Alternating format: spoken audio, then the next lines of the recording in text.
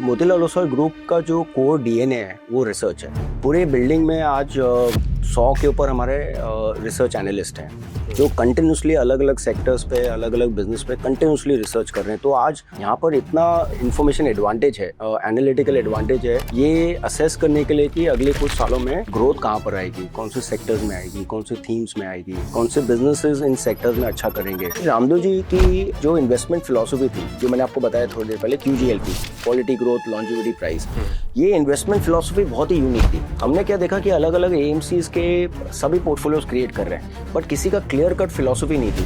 कोई भी successful businessman को देखिए या इन्वेस्टर को देखिए, इक्विटी इन्वेस्टर पीटर लिंच को देख लीजिए, वॉरेन बफेट, चार्ली मंगर, जितने भी टॉप सक्सेसफुल इन्वेस्टर वो क्या करते हैं? Buy and hold. बस दैट्स इट। एक अच्छा बिजनेसमैन बनने के लिए, एक अच्छा इक्विटी इन्वेस्टर बनने के लिए 3 चीजें होनी बहुत जरूरी होती हैं।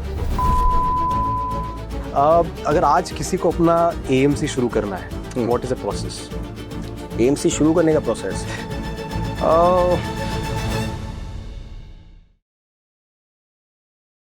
हाय एवरीवन, आई नो आप हमारे पॉडकास्ट देख रहे हैं और आपको हमारे पॉडकास्ट अच्छे भी लगते हैं, लेकिन ये डेटा मुझे बताता है कि ज्यादातर लोग जो हमारे पॉडकास्ट देख रहे हैं उन्होंने इस चैनल को सब्सक्राइब नहीं किया है। अब आपके लिए चैनल को सब्सक्राइब करना तो बिल्कुल फ्री है and it will just take 1 second of your time, लेकिन हमारे इस चैनल की ग्रोथ के लिए ये बहुत ज्यादा जरूरी हो जाता है। Support this channel, help us grow and subscribe right now. And now let's begin the podcast. Another day, another podcast on Upsurge here with me, Ansh R. Hiran. और आज हमारे साथ हैं एक और बहुत ज्यादा special guest, mister Akhil Chaturvedi, the CBO of Motilal Oswal AMC. Hi sir, welcome to the Upsurge podcast. Hi. Good to see you, Ansh. It's great to have you sir, and thank you so much for your time. Thank you. So आज sir बात करने वाले हैं बहुत सारी चीजों के बारे में। फंड्स के बारे में हमने ऑलरेडी बहुत बार बातें की इस चैनल के ऊपर। आप you are the CBO of Motilal Oswal AMC, chief business officer. आपने इस बिजनेस को क्रिएट किया है। सो आज हम AMC एज अ बिजनेस के बारे में आपसे डिस्कस करना चाहते हैं। कैसे इस बिजनेस को आपने क्रिएट किया, कैसे हम कर सकते हैं, इफ हमारी कोई ऑडियंस में से AMC बनाना चाहता है वो कैसे कर सकता है, क्या क्या चैलेंजेस रहे हैं, क्या क्या लर्निंग्स रही, क्या क्या इंसाइट्स रहे मार्केट के, इन सब चीजों के बारे में आज के पॉडकास्ट में मैं आपसे डिस्कस करना चाहता हूँ। Sure. Right, so let's talk about AMC as a business today. Can you give me a little bit of framework कि how AMC as a business works? तो अंश बेसिकली मैं ये इंडस्ट्री ज्वाइन किया था 2000 में, राइट। और 2000 में हमारे जब हम अपने सीनियर से बात करते थे तो वो बोलते थे कि अखिल आपने ऐसी इंडस्ट्री ज्वाइन की है जो सनराइज इंडस्ट्री है। और 2025 में मेरे 25 साल हो चुके हैं और मैं अब अपने मेरी टीम है या जब हम अपने इंडस्ट्री में बात करते हैं तो मैं बोलता हूँ कि अभी भी सनराइज इंडस्ट्री है, राइट। तो इस इंडस्ट्री के थ्रू आप देखेंगे पिछले 2-2.5 डेकेड्स में म्यूचुअल फंड्स एक ऐसा व्हीकल जो उभर के आ रहा है जिसमें छोटे से छोटा इन्वेस्टर या बड़े से बड़ा इन्वेस्टर एक बहुत ही कन्वीनियंट वे, बहुत ही टैक्स एफिशिएंट वे में अलग अलग प्रकार के प्रोडक्ट्स में, चाहे वो इक्विटी प्रोडक्ट्स हैं, चाहे वो हाइब्रिड प्रोडक्ट्स हुए हैं, एसेट एलोकेशन प्रोडक्ट्स हैं, डेट प्रोडक्ट्स हैं। तो अगर आपको आपका पैसा प्रिजर्व करना है या आपको आपका पैसा ग्रो करना है, सब प्रकार के प्रोडक्ट म्यूचुअल फंड्स में अवेलेबल होते हैं, राइट। अब 20 साल पहले, 30 साल पहले, 40 साल पहले फिक्स डिपॉजिट के इंटरेस्ट रेट्स बहुत हाई होते थे, तो उस समय पे ज़्यादा से ज़्यादा लोग फिक्स डिपॉजिट्स में इन्वेस्ट करते थे। लेकिन जैसे जैसे इंटरेस्ट रेट्स नीचे आना शुरू हुए तो जो इन्वेस्टर्स हैं उनने अपना थोड़ा सा रिस्क एपेटाइट बढ़ा के काफ़ी जो आपका इन्वेस्टमेंट्स है वो hybrid products, asset allocation products या इक्विटी प्रोडक्ट्स, SIPs, इन सब के थ्रू इन्वेस्ट करना पिछले काफ़ी सालों से ये शुरू किया है। Correct. तो वो आपको सब नंबर्स में भी देखने को मिल रहा है कि हमारे 15 साल पहले 1 करोड़ यूनिक पैन होते थे इंडस्ट्री में जो म्यूचुअल फंड्स में इन्वेस्ट करते थे। 5 साल पहले ये 2.5 करोड़ का नंबर था। आज हमारा ये number 5 crore unique investors cross कर चुका है। मुझे ऐसा लगता है कि ये इंडस्ट्री अगले 5, 10, 15, 20 सालों में मेरे ख्याल से 30-40 करोड़ इन्वेस्टर्स होंगे इस इंडस्ट्री में।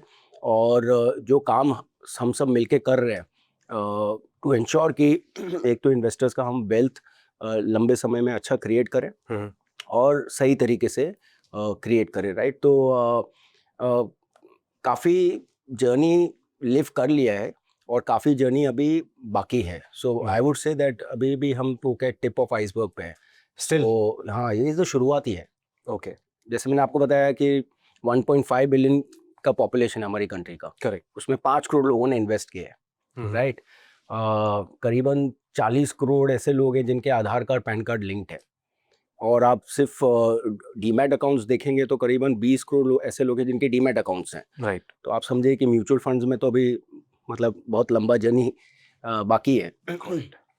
सर, मोतीलाल ओसवाल के अंदर काफी सारे यूनिक प्रोडक्ट्स भी आते हैं, जैसे कि नैस्डैक का जो ETF है, आई थिंक मोतीलाल ओसवाल पहली कंपनी थी जो लेके सबसे पहले लेके आते हैं, राइट। तो मुझे आपके ऐसे और यूनिक प्रोडक्ट्स के बारे में जानना है। एट द सेम टाइम मेरा मेन पर्पस ये है कि how do you come up with these products, मतलब वो क्या सोचने का तरीका है, या फिर वो बोर्ड रूम के अंदर क्या डिस्कशंस होते हैं कि you come up with unique products, and आने वाले कौन से यूनिक प्रोडक्ट्स हैं जो हम देख सकते हैं इन मोतीलाल ओसवाल? सो मोतीलाल ओसवाल ग्रुप का जो कोर DNA है वो रिसर्च है।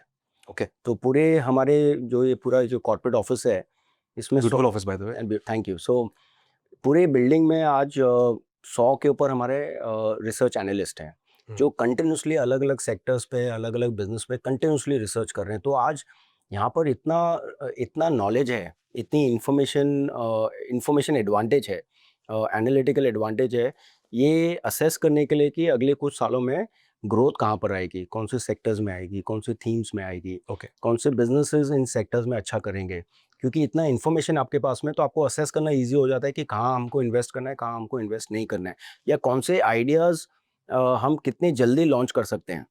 जिससे जितना जल्दी आप मार्केट में एक प्रोडक्ट को लॉन्च करते हैं बिफोर कोई और लॉन्च करे, करेक्ट। उतना आपको एडवांटेज मिलता है। फर्स्ट मूवर एडवांटेज है। तो नैस्डैक तो हमने 2010 में किया था, और 2010 में हमारे पास exclusive licence, I think Asia के अंदर की नैस्डैक के साथ में एक्सक्लूसिव लाइसेंसिंग थी हमारे पास में। फिर देन हमने फंड किया, आज वो $1 बिलियन प्लस फंड हो गया, राइट। फिर हमने S&P 500 किया, वो भी फर्स्ट टाइम इंडिया में था।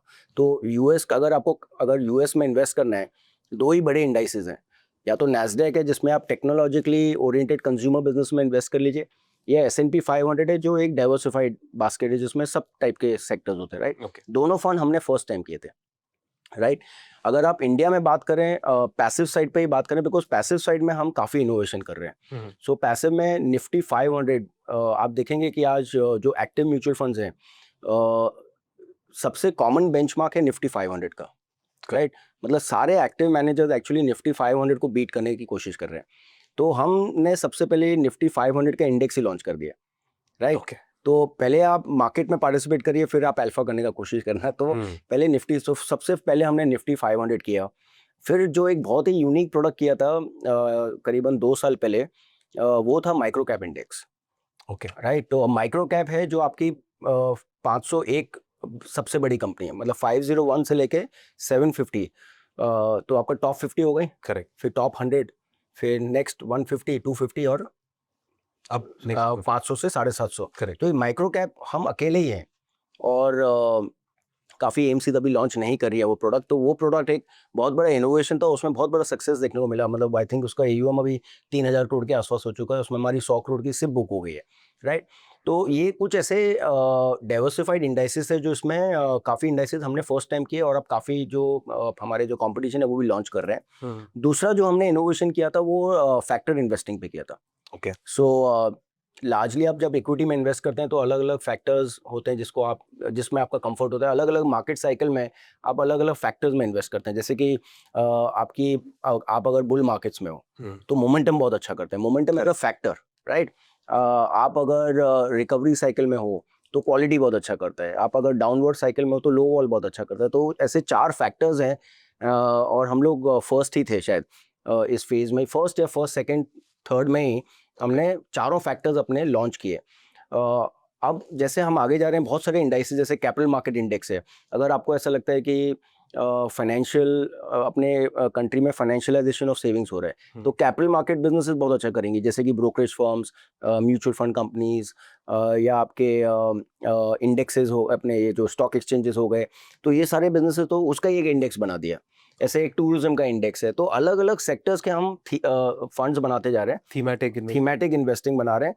तो काफ़ी इन्वेस्टर्स जो हैं वो अपना 20-30% जो पोर्टफोलियो होता है, सैटेलाइट पोर्टफोलियो होता है, उसमें ये थीम बेस्ड इन्वेस्टिंग करते हैं और उसमें हम वो एडवांटेज लेने की कोशिश कर रहे हैं। तो आज हम बोलते हैं कि पैसिव साइड पे we are offering the most diversified range of passive, मतलब हमसे ज़्यादा प्रोडक्ट किसके पास नहीं है आज की तारीख में। तो एक हो गया आपका पैसिव साइड। दूसरा एक्टिव साइड में जो हमारी कोर फिलॉसफी है वही अलग है। तो एक्टिव साइड में हम 3-4 चीज़ें करते हैं अलग। एक हमारी जो इन्वेस्टिंग स्टाइल है वो बड़ी क्लियरली डिफाइंड है कि हम QGLP स्टाइल ऑफ इन्वेस्टिंग करते हैं। QGLP माने high quality companies, high growth companies and available at right price. तो एक है हमारी जो स्टाइल जो बहुत यूनिक है। सेकंड हमारा जो डिफरेंशिएशन होता है वो होता है कि हमारे पोर्टफोलियोज बड़े फोकस्ड हैं। तो हमारा ये मानना है कि आप अपना पोर्टफोलियो को जितना ज़्यादा टाइट रखेंगे, जितना ज़्यादा फोकस रखेंगे, जैसे कि 30 से 40 कंपनियां बहुत होती हैं एक पोर्टफोलियो में। करेक्ट। एक पोर्टफोलियो मैनेजर को मैनेज करने के लिए 30 से 40 कंपनियां काफ़ी होती हैं। तो काफ़ी आप म्यूचुअल फंड में देखेंगे 100, 150, 200 कंपनियां होती हैं, बट हमारे पोर्टफोलियो में आपको 30 से 40 कंपनी देखने को वो ऑलमोस्ट पूरा इंडेक्स बना पूरे, हाँ, वो पूरे इंडेक्स के आसपास ही चले जाते हैं, राइट। तो सेकंड डिफरेंशिएशन हो गया आपका फोकस्ड इन्वेस्टिंग। थर्ड डिफरेंशिएशन है हमारी हाई कन्विक्शन पोर्टफोलियोज। तो यही 30-40 स्टॉक में जिस तरीके से हम एलोकेट करते हैं एक एक कंपनी में, किसी कंपनियों को 6% दिया, किसी को 5 दिया, किसी को 4 दिया, डिपेंडिंग ऑन कौन सी कंपनी का कितना ज़्यादा पॉजिटिव आउटलुक है। तो आपको कन्विक्शन बहुत क्लियरली पोर्टफोलियो में देखने को मिलेगा, राइट। और फोर्थ, ये सारी चीज़ों के कारण हमारे पोर्टफोलियो जो हैं वो इंडेक्स से बहुत अलग होते हैं। तो आप अगर देखेंगे हमारे म्यूचुअल फंड्स टिपिकली 80 से 90% इंडेक्स से अलग है।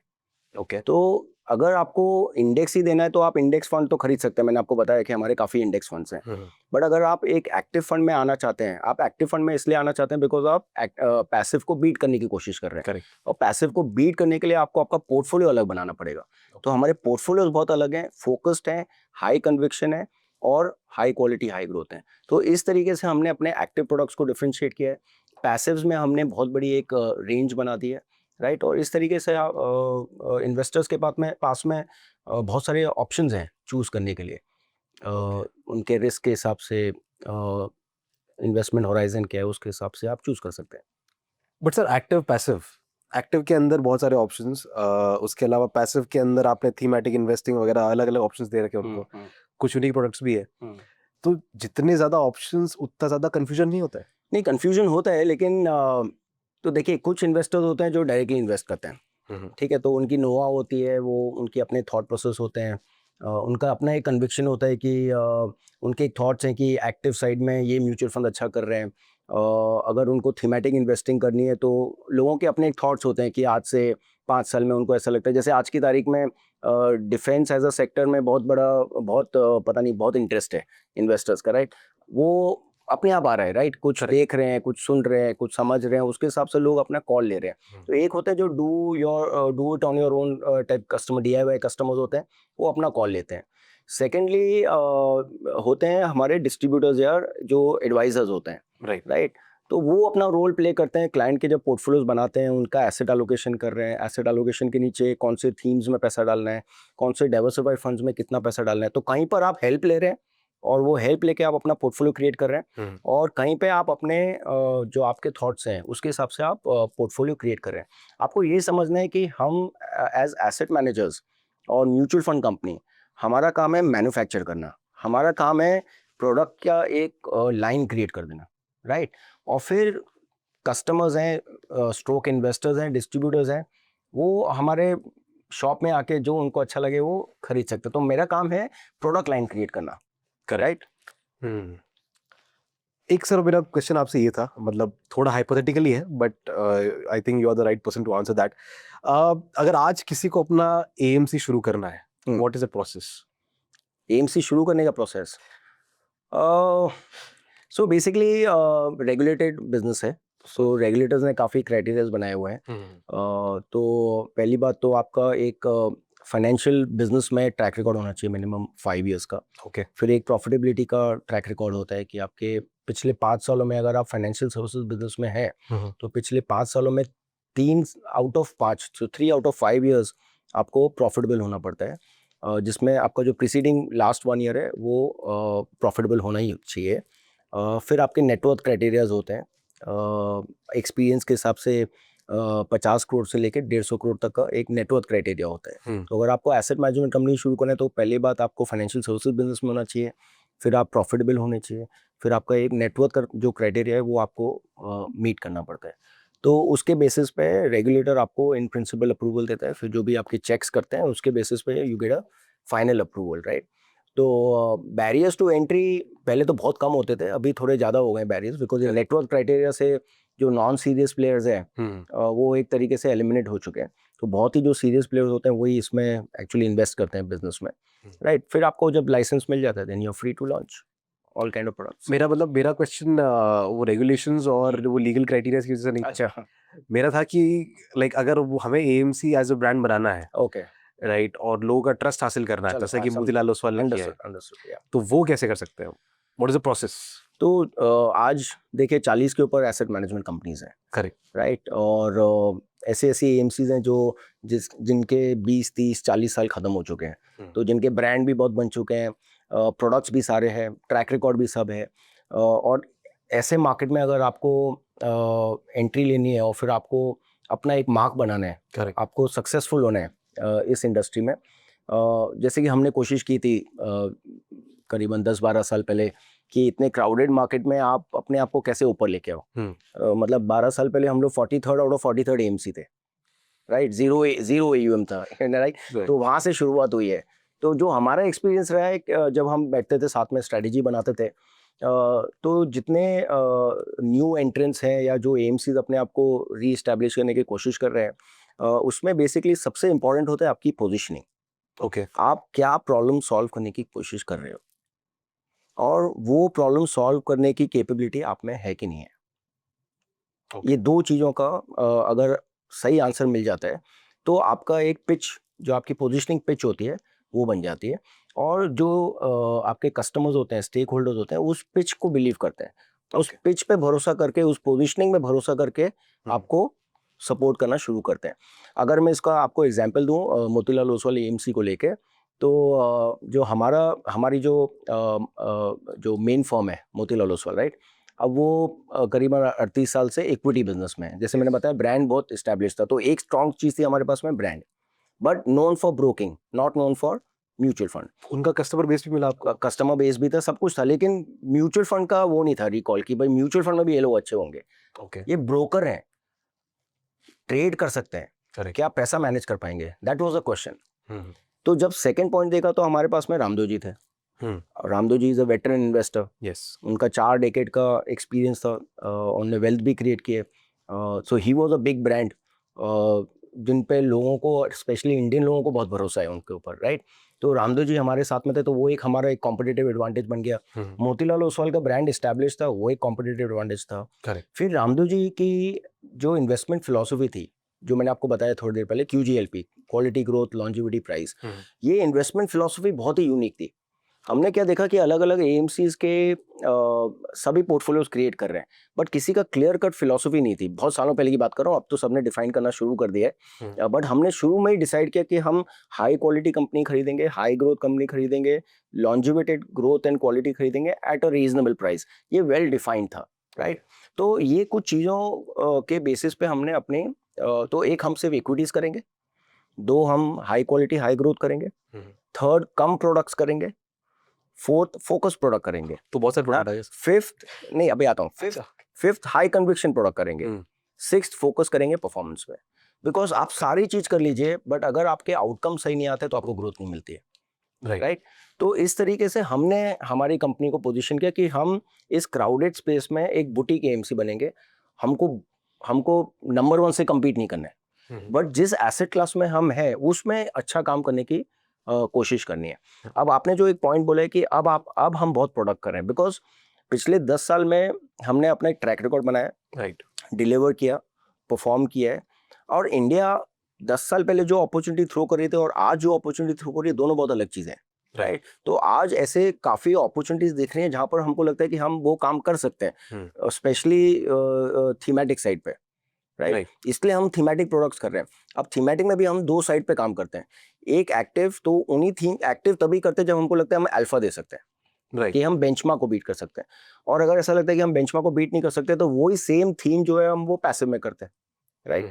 तो business strategies, sales strategies can change from time to time, but as long as कि आप अपने आप को पोजिशनिंग आपकी सही रखो, टाइट पोजिशनिंग रखो, और जो आप बोलते हो वही आप डिलीवर करो, राइट। तो जो अपने कस्टमर्स होते हैं उनको कॉन्फिडेंस भी आता है, एंड फिर बढ़ते हैं कस्टमर, और बिजनेस भी बढ़ता है, और दिख रहा है बिजनेस बढ़ते हुए। मुझे एक चीज जाननी थी कि जब आप एएमसी की बात करते हैं, एक ब्रांच वाला मॉडल आपने जो अपनाया है कि अलग अलग आपके ब्रांचेस होते हैं, जो कि आई थिंक पिछले एक साल के अंदर डबल भी हुए हैं along with the business, along with the AUM,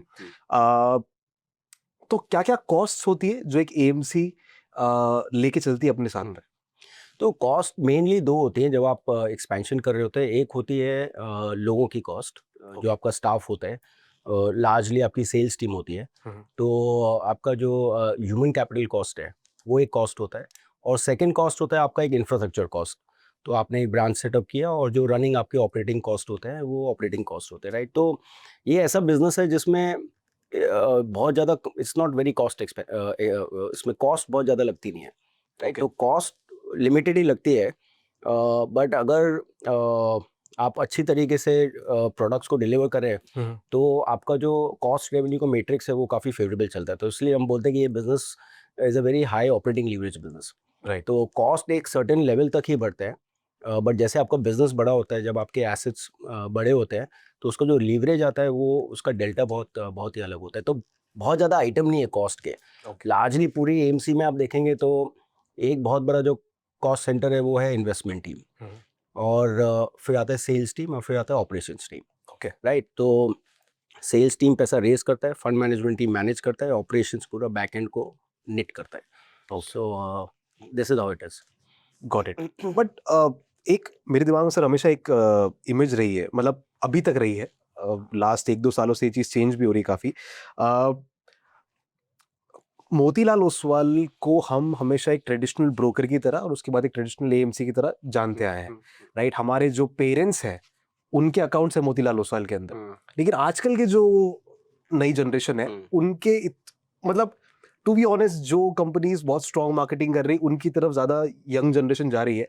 आपने ये भी देखा होगा कि पोस्ट कोविड जितने भी, अगर मैं ब्रोकिंग की भी बात करूं तो सारे के सारे जो यूथ है वो मोबाइल ऐप्स वाले जितने भी नए ब्रोकर्स उनकी तरफ ज्यादा गए। मोतीलाल ओसवाल जैसे ट्रेडिशनल ब्रोकर्स जो है उनकी तरफ ये भीड़ थोड़ी कम आई है। बट ये परसेप्शन मेरा था एक साल पहले तक। कल जब हम डिस्कशन कर रहे थे कि we have to do the podcast with you and with Motilal Oswal की टीम के साथ, सो जब हम क्वेश्चंस डिस्कस कर रहे थे कि क्या क्या पूछ सकते हैं, हमारी टीम में हम 5-7 लोग खड़े थे एंड एवरीबॉडी सेड कि हमारा मोतीलाल ओसवाल एएमसी के अंदर ये वाले फंड के अंदर पैसा लगा रखा है हमने। अरे वाह, क्या बात है। I mean I am being very honest on this.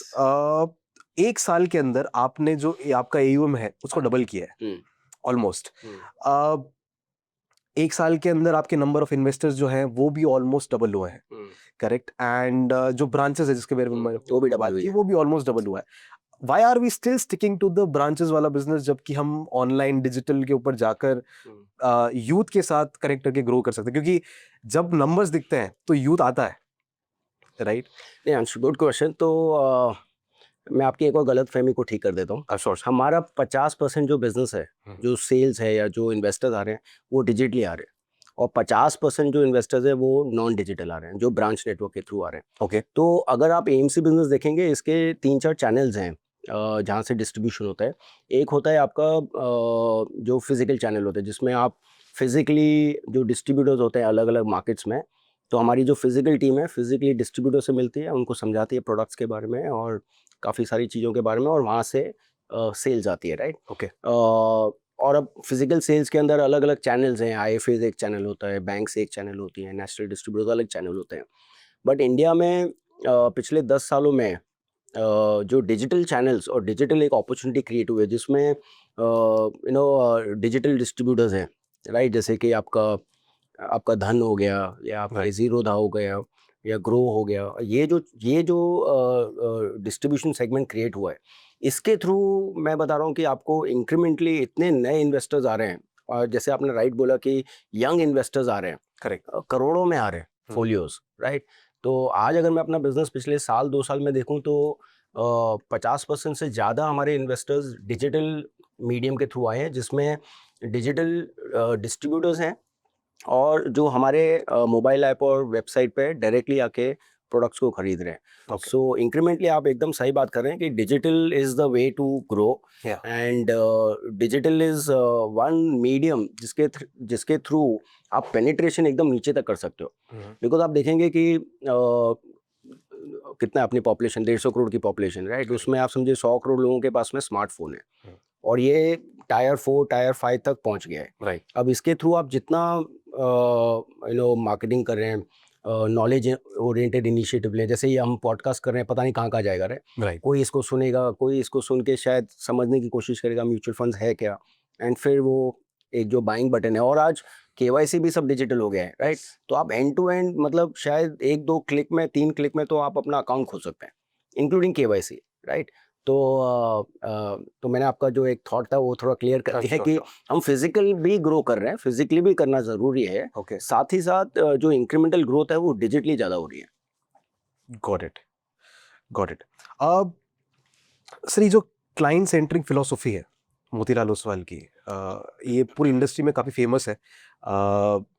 ये कैसे मैनेज होता है जब आप इतने सारे क्लाइंट्स को साथ में लेके चल रहे हो? ऑफ कोर्स ये जो आपका ब्रांच वाला सिस्टम है, इसने बहुत हद तक कंट्रीब्यूट किया है, क्योंकि लोग एक फिजिकल जगह पर आपके साथ आकर बात कर सकते हैं, आपके जितने भी ब्रांचेस है वहाँ पर लोग उनके क्वेश्चंस का आंसर करते हैं। बट जो क्लाइंट सेंट्रिक फिलोसफी है, उसको आप डिजिटल एज के अंदर एक कैसे ट्रस्ट बनाते हो आने वाली जनरेशन के साथ में? तो देखिए हमारे बिजनेस में क्लाइंट सेंटर में, राइट, मतलब मेरा कहने का पूरा मतलब ही ये था कि when you talking about AMC, you are dealing with people's money, and लोग आपको पैसा तभी देंगे जब वहाँ पे भरोसा करेंगे। Yes, correct. उस क्योंकि एएमसी बिजनेस एक तरह से भरोसे का है। करेक्ट। तो ये भरोसा हम कैसे बिल्ड कर रहे हैं ऑन डिजिटल प्लेटफॉर्म्स? नहीं तो काफ़ी हम लोग इनिशिएटिव लेते हैं डिजिटली, काफ़ी मार्केटिंग इनिशिएटिव्स लेने पड़ते हैं, जिसमें आप अपने ब्रांड के बारे में समझाते हैं। जो हमारा मदर ब्रांड है मोतीलाल ओसवाल ग्रुप, करेक्ट। अब ये करीबन 38 साल हो गए हैं इस ग्रुप को, राइट, और 38 सालों में हमारा जो पहला बिजनेस था वो रिटेल ब्रोकिंग था।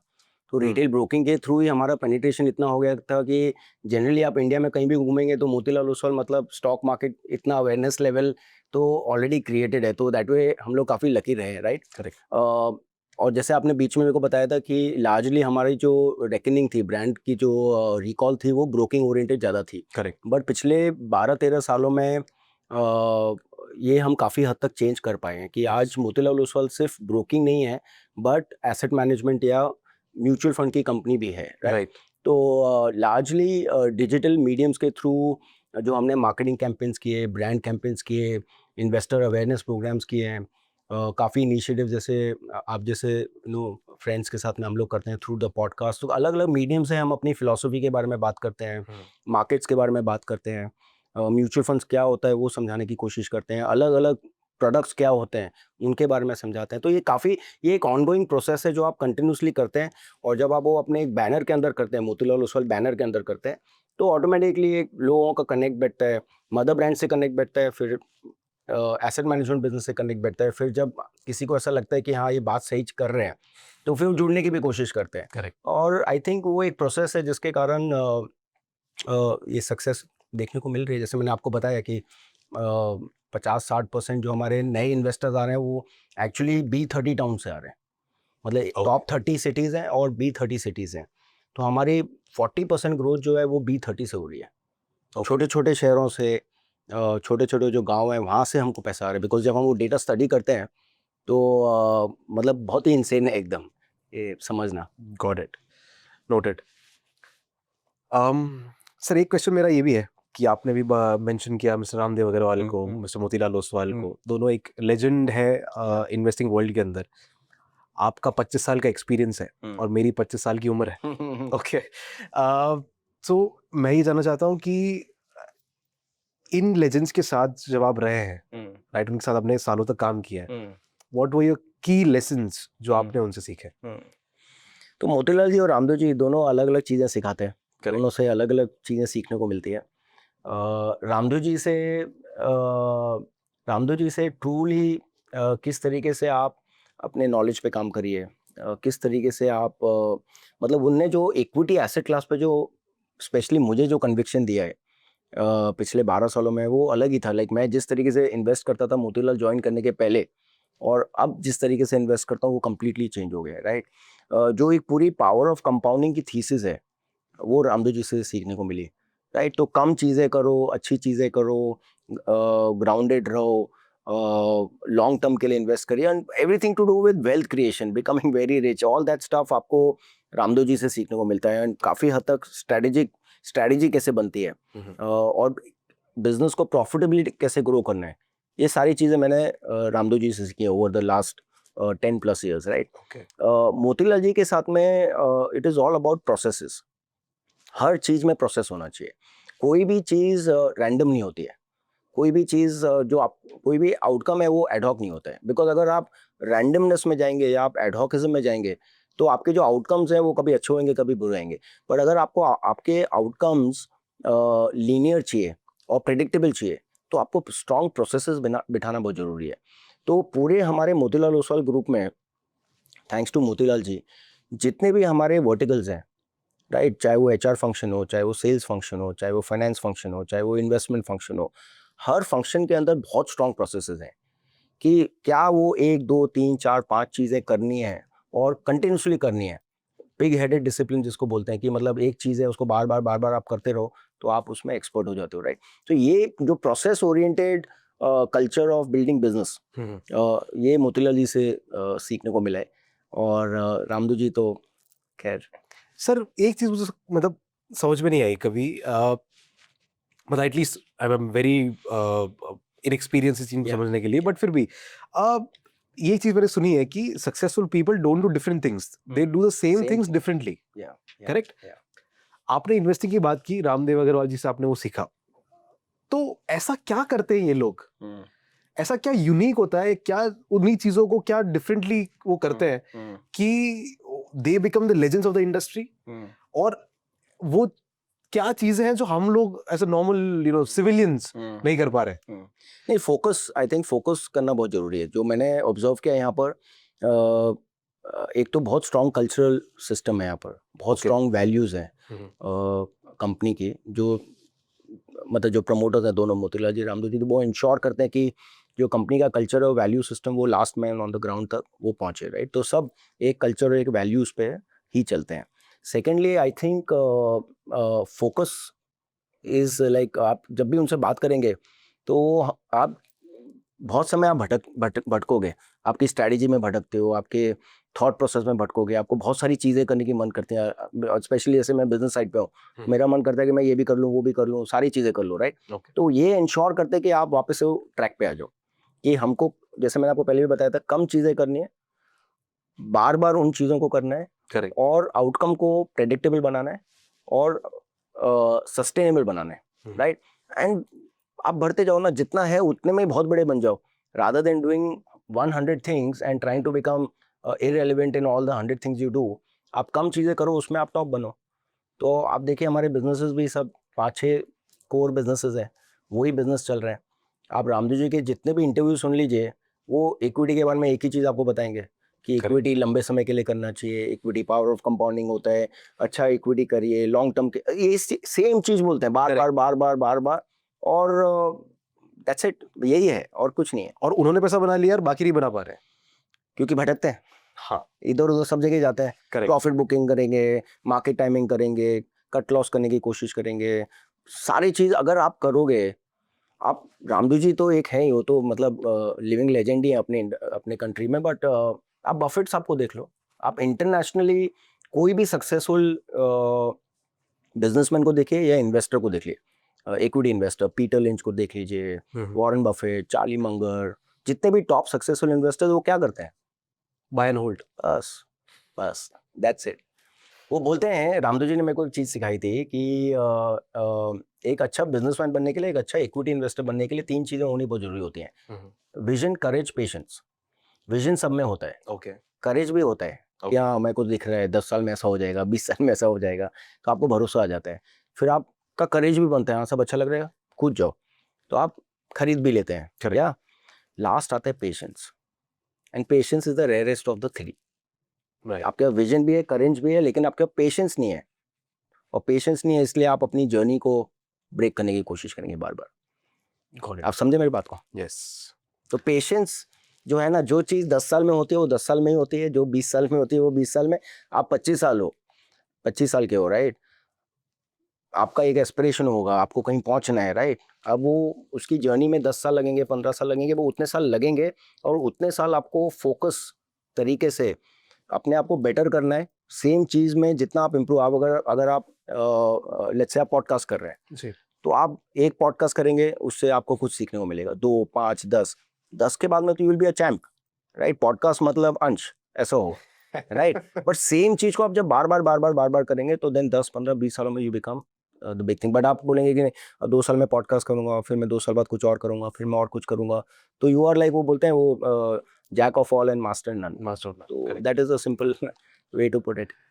perfect sir I think this was a great way to conclude this podcast that's all sir thank you so much for all the time that you've given us thank you. I know आपका बहुत hectic schedule है but thank you so much for this valuable insights of this AMC business and thank you so much for coming on Upsurge Thank you, Ansh, and wish you all the very good luck. I'm 50, you are 25, so Yeah. you are half my age. तो आपके पास में 25 साल है India की journey live करने के लिए, right? तो do your best, work hard, and be very successful. thank you Keep it up. so much thank you so much means a lot thank you. Perfect. So yeah, on that note, कैसा लगा आप सबको ये podcast with mister अखिल चतुर्वेदी? बताइए मुझे comments में आपके कोई भी सवाल हैं और आपके कोई भी रिव्यूज है इस पॉडकास्ट को लेकर, please let us know in the comment section below. और हम आपके लिए ऐसे ही ढेर सारे पॉडकास्ट, ऐसे ही ढेर सारे इन्फॉर्मेटिव कंटेंट इंडस्ट्री लीडर्स के साथ लेकर आते रहेंगे एंड हम आपसे मिलते हैं ऐसे ही किसी अगले इन्फॉर्मेटिव कंटेंट के साथ। Till then keep learning, keep trading and investing with अपसर्च।